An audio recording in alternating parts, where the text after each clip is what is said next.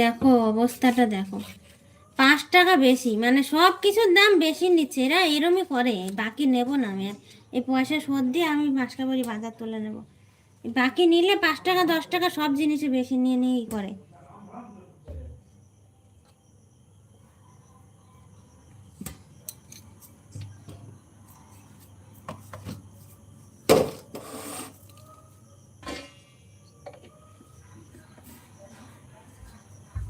দাঁড়া আমি হাত দিয়ে নিচ্ছি।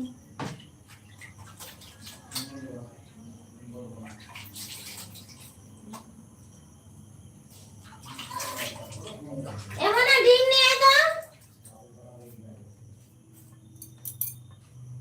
একটু চুপ করলে ভালো হতো, এই মাত্র মিউটটা করলাম।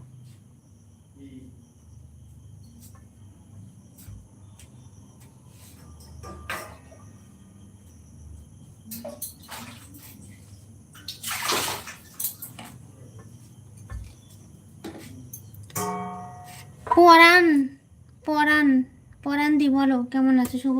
শুভরাত্রি হবে এখন, কোন ব্যাপার নেই।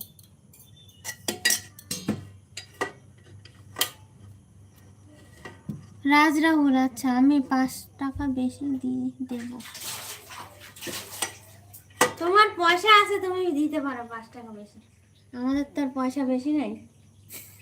শুনছে সব। না কি আর হবে, কিছুই হয়নি। ভাত বাছি ভাত।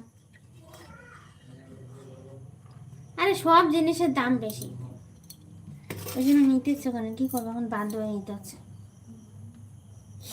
সব কিছুর দাম বেশি নয়, 5 টাকা 10 টাকা 7 টাকা এরকম নেয় সব, প্রত্যেকটা জিনিসে।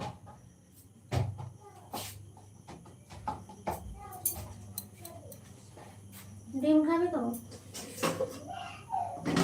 বানাইবো। ডিম ভেজে দিচ্ছি, ভাত খেয়ে এগুলো মেখে রেখে দেবো সকালের জন্য, বুঝলি? হ্যাঁ ঠিক আছে, ডিম বাটা দিয়ে খাবো, ডিম বাটা কি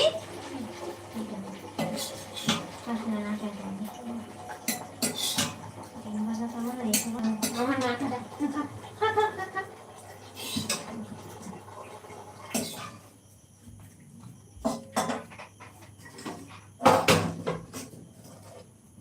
খারাপ করে ফেলে মাথাটা একদম।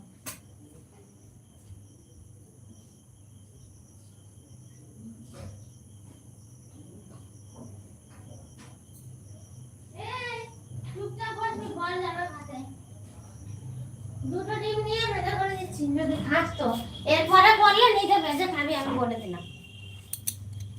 অত অত অত প্যাকনা কিসে, অত প্যাকনা কিসে? ডাল খাবো না, ডিম খাবো না, সবজি খাবো না, মাছ খাবো না, মাথা খা আমার।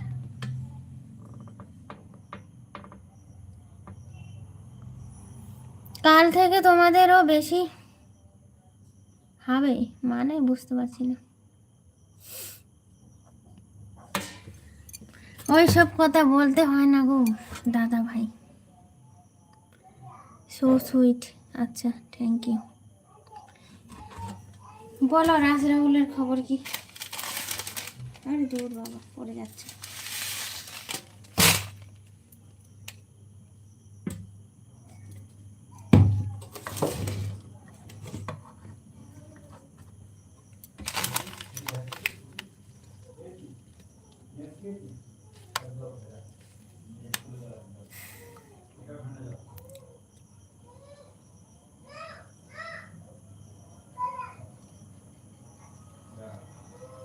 কই কি হবে আমার? কিছুই হয়নি, কি আবার হবে আমার?